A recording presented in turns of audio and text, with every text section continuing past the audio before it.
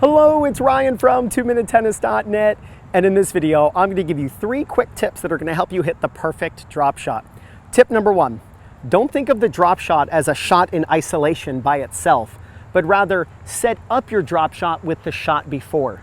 Think about it, wouldn't it be nice if you could get your opponent to start running down your drop shot from the back fence?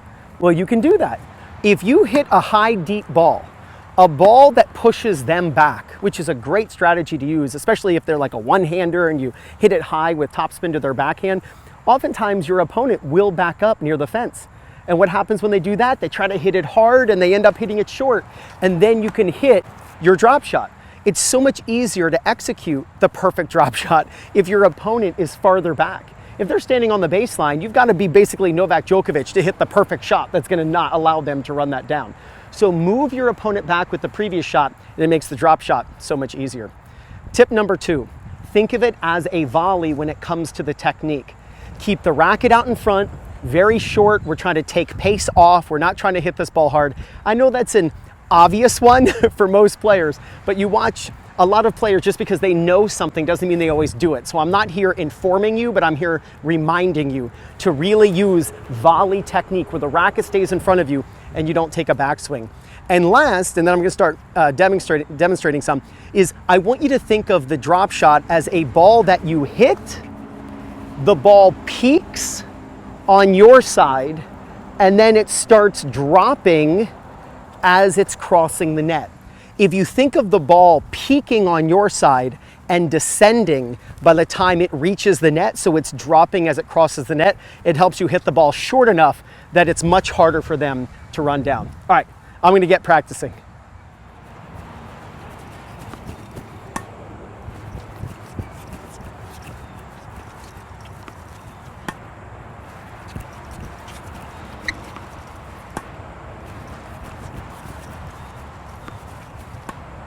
Ooh, that was a good one.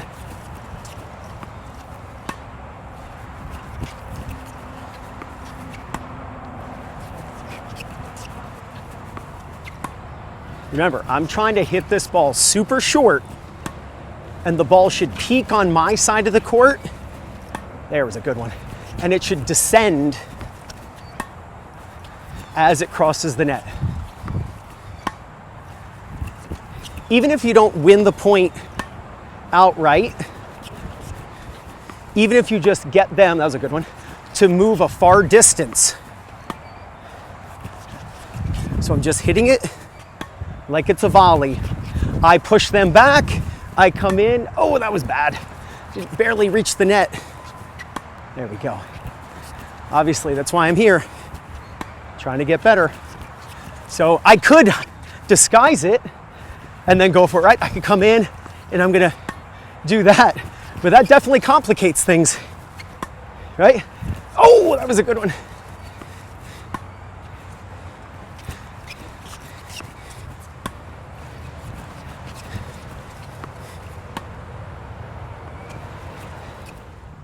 So set up the drop shot with the shot before. Hit the ball high and deep, see if you can move them back. If they're the type of person, an opponent, you're playing somebody brand new, you're playing in a league, in a flex league where you play different people you've never met. If they're the type of person who moves back when you hit a high ball, realize when they hit it back to you, they're going to be farther back. So that's a perfect time to try a drop shot here and there. Second, think of it as a volley, whether it's a backhand or a forehand. Use your volley grip.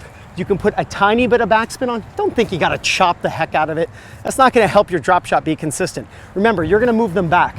So you don't need the ball to die like you see Federer do in the videos on YouTube, and you can almost spin the ball back to the net.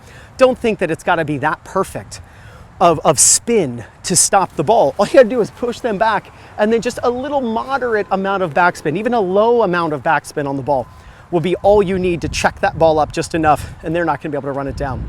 And last, in your mind, think about the way the ball's going to travel. I mean, obviously you can't hit the ball super high, but you want that ball to peak on your side of the net and then drop as it descends to make sure that it lands short enough.